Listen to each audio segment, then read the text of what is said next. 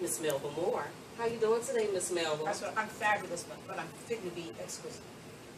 She did tell me that she's going to be exquisite. I say she's already exquisite, but you know, let Miss Melba say what she wants to say. This is Melba. I'm excited, people. I came all the way here. I'm here today at the Croc Center, which is located 1250 West 119th Street here in Chicago. And the reason why I'm here, Miss Melba Moore, is I hear that you're going to be doing a free monologue today. Well, a monologue workshop. A monologue workshop. I may do a tiny short monologue to tell the young people who I am. Interested, getting young people interested in drama. Right. Okay, now why is that so important to you, Melba, to teach the children this workshop today?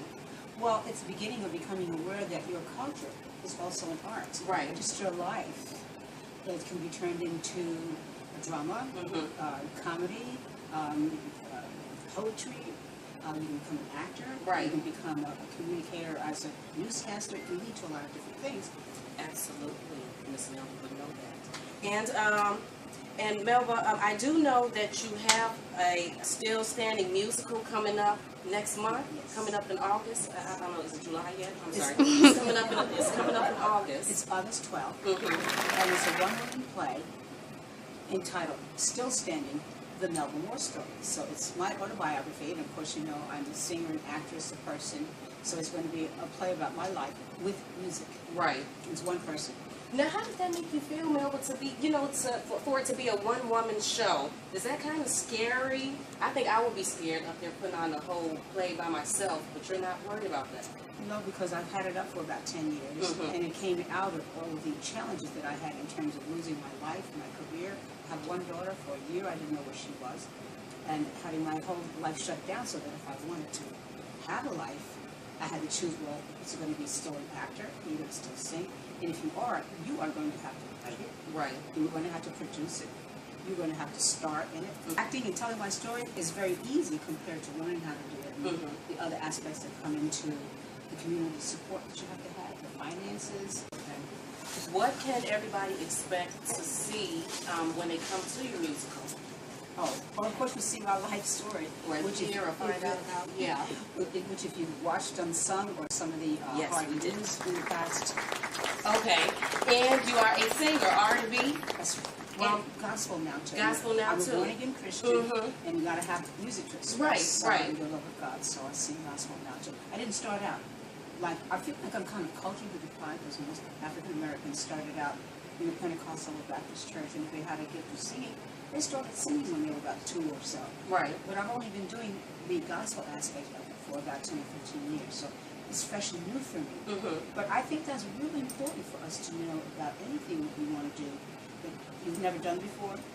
You know, people say it doesn't matter. That's true. It doesn't matter how old you are. Well, it really doesn't. If you don't mind starting over and learning. So now I sing gospel. At the time I was born, you had already done hair, pearly, and you was into Timbuktu.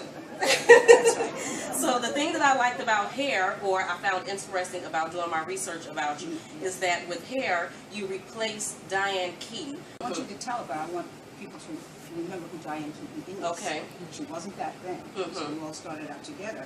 But she was white, and I was black. And Right. so the accomplishment that I was able to achieve in replacing her was quite phenomenal. Right, because she replaced Diane Keaton, but the thing about that was that my research said that you hadn't even planned on being in hair, or No, how did that go? Well, I was an educator of music and vocal music in the public schools of New Jersey. But I really felt a call to try to be a performer. And my stepfather, who married my mother, who was a professional singer, helped me start to get into the industry. And one of the first jobs I had was as a studio backup singer. And one of the people that I ran into immediately was Valerie Simpson, who at the time was a studio backup singer and jingle singer, and an aspiring songwriter. She was just about to sign with Motown. She hadn't yet, so it was an exciting time. But on one of the recording sessions, we were singing backup and reading, you know, the charts. I'm a well-trained musician for a gentleman by the name of Galt McDermott. And he wrote, he was doing his own solo album because he's a wonderful keyboardist. Right. And he was being helped out with the two gentlemen who both starred as the two male leads in the Broadway show, pair who were Jim Rado and Jerry Radney. They wrote the book they wrote the story, and they wrote all the lyrics for the music. So they were accompanying him on performing his solo album. When the whole date was finished, because he did all the music from here, but him as Carlton Drummond as piano soloist. So it took us about 2 weeks. The point is, they were listening to everybody sing, and they said, well, you know, we still need some strong black singers. We're still casting. Would you like to do the Broadway musical here? And that's how I got my first Broadway show. Wow. And now Diane Keaton sings, but she wasn't, you know, like she was primarily an actor.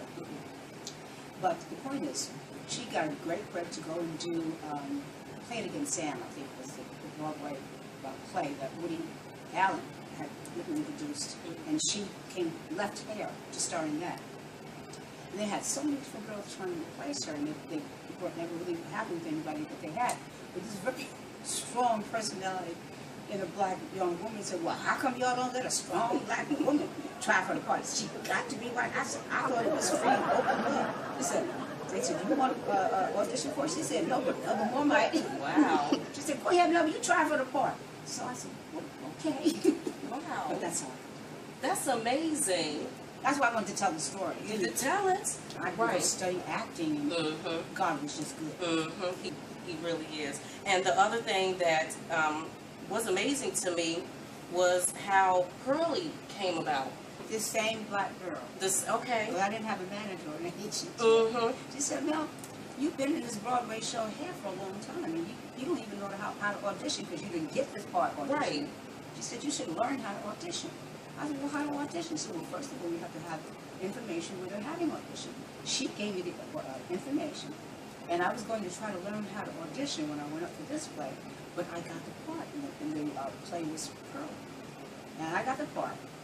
And of course, I got the Tony Award, and a whole slew of awards that go along with that. I got a television career. Melba, you know what I hear a lot? I hear people say things like, put it in God's hands.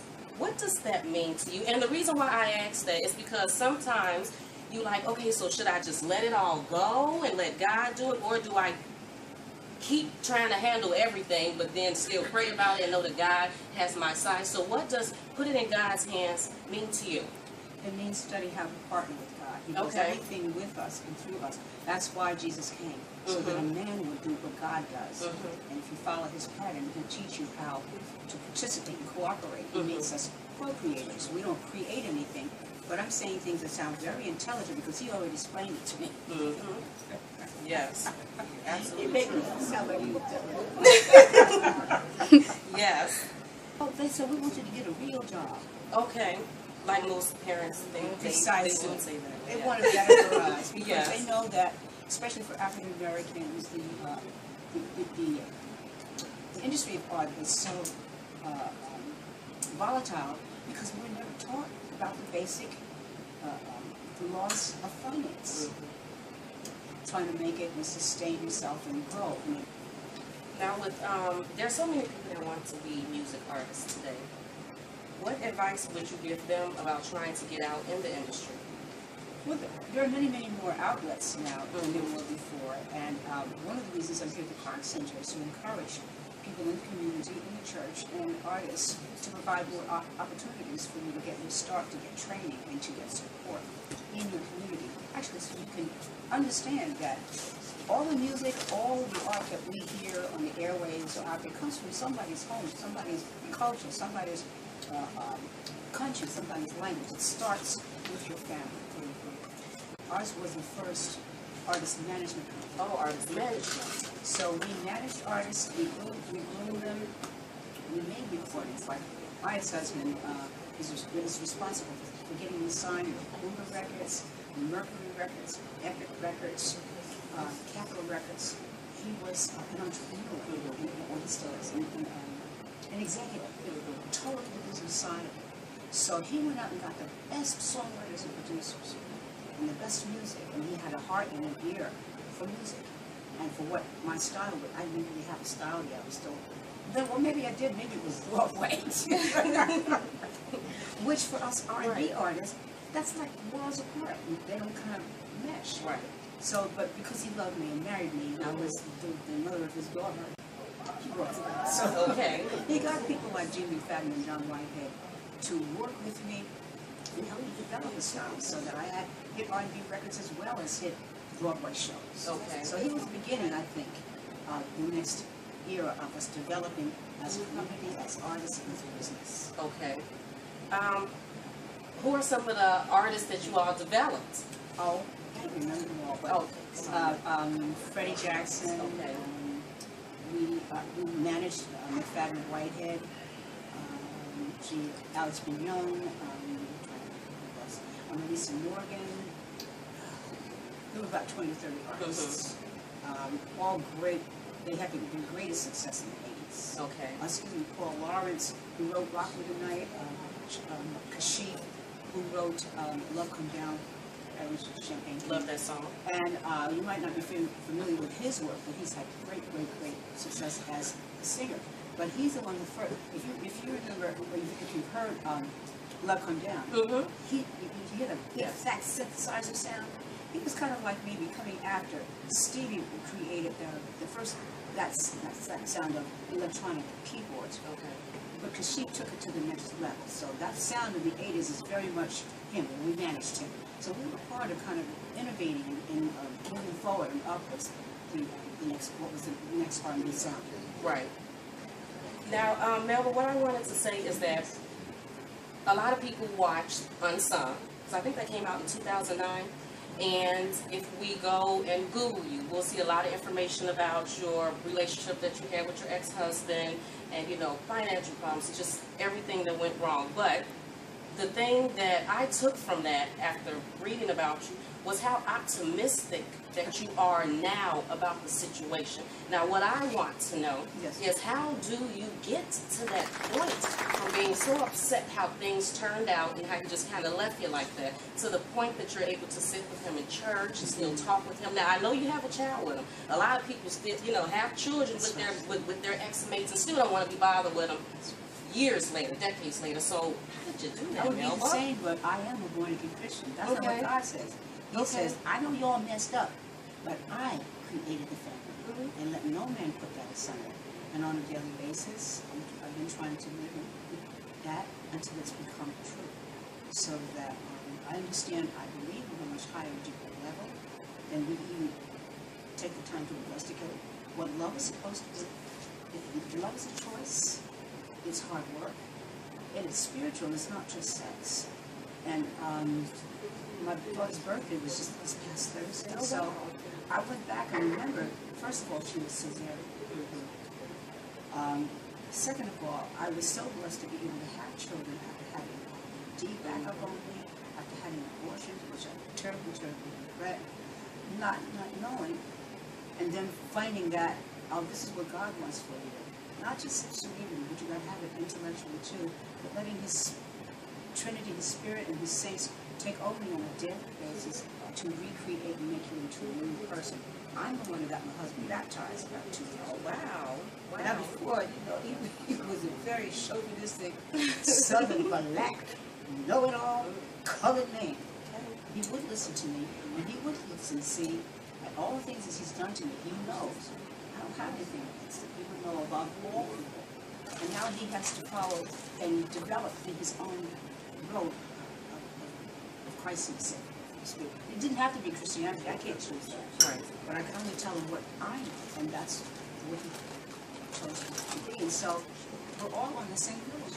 I've had to walk through with my daughter to say that the things that I've been saying about your dad, I'm not bashing it, they're true. Okay. And if you're going to help love him and get him out of that, you have to know those things, and you have to walk with me now, because you now know. I've forgiven him in the most complete way. And you can't get to that point because you're hurting about, why did this happen? And so now, put that aside. I'm saying quickly. Right. And try this. We're going to love your dad because he does this because he's had this before. But we got it now. It's not too late. So think about that. She'll think about it and come. This has been like a 2-year process with her having everything shut down and having to start over. Right now, still. Oh, wow. So that's hard. Okay. But since I've been through it already, and she knows, I know what I'm doing. Right. And I've chosen what God has chosen His way. Wow. Every day, and I try to tell her things that she can test, so she can get to trust me. figure out if it's working or not. And so she says, oh, this is what, and I said, now do you remember where you were a year ago, 2 years ago? Well, now she's advising other people how to come through crisis. Wow, that's amazing. And I hope to be like you one day and be able to just let it go. Like when I'm upset about things, Melba, and I feel like it's still there and it's hard for me to, that I'm just able to one day just let it go. Because it won't happen in one day necessarily, but we all have these challenges. That's part of the human journey. Yes. You know what? I did want to mention this, so I don't want to forget this. Is that Melba? I seen you on Fighting Temptations, and I love your praise dance. Did you like my hat? Oh, yes. You like my dance? Girl, I love the praise dance. You know, I had to rewind it a few times. I'm like, Melba getting it up there. So, how was that, Melba, working with Omar and Beyonce and Angie? And so, how was all of that? Well, the word fun. All the different talents, you know, it was really, really wonderful to see a comedy piece that was meant for commercial purposes, respect the family, respect the church, and, you know, not a lot of cursing and just respect for even the rituals that we have as Christians. So don't make fun of baptism, even not listening to it in a nice way. Right. And I thought it was hilarious, and I loved my hats. Well, you do got amazing fashion sense. I've seen it back in the day, still see it now. I want to let everybody know because you're not actually sitting here looking at Melba, but she looks doggone good. The lady looks good, and you feel like I don't know what. So I just want to throw that out there, Melba. I think that you should definitely check out Melba today if you have a chance, because she's going to be here doing your free workshop monologue for the kids, which I think is really beautiful. And then you'll be back in Chicago in August for Still Standing, her one-woman show, The Melba Moore Story, and your new album, Forevermore, M-O-O-R-E. And I absolutely love your song, What Can I Do to Survive? And I love the video. Melba, you look beautiful in the video. Love it, love it. And I enjoyed so much talking with you today. And I was you. I'm in a great job. I tell you, Oh, this is my yes. first time doing an in-person interview with beautiful Melba Moore. So thank you so much, everybody, for joining me and Melba. And Melba, where can everybody find you at? On Instagram, on Facebook? Yes, At Still Melba Moore on Facebook. Melba Moore can be found on Facebook, on Instagram, because I done already found her, people. And then her website is Melba Moore Still Standing. Yes. you did a great job. Try to remember to throw everything out there. But thank you so much, Melba, for talking. Thank you.